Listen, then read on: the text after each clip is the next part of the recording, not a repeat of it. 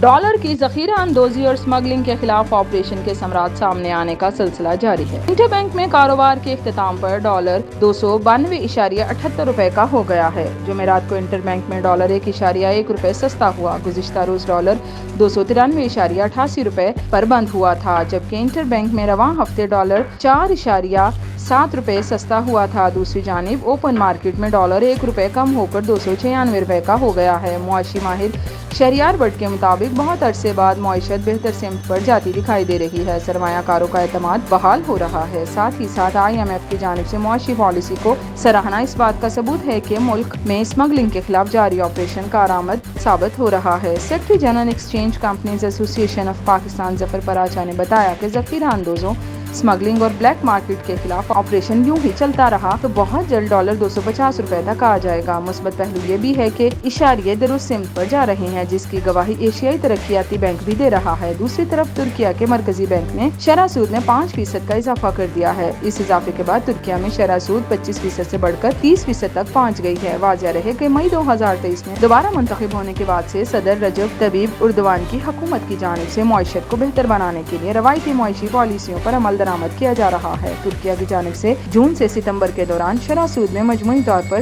21.5% اضافہ کیا گیا ہے اور وہ 8.5 سے چھلانگ لگا کر 30% پر پہنچ گئی ہے۔ مرکزی بینک کی جانب سے جاری بیان کے مطابق بڑھتی مہنگائی اور قیمتوں کے عدم استحکام کو کنٹرول کرنے کے لیے سخت مالیاتی پالیسیوں پر عمل درآمد جاری رہے گا۔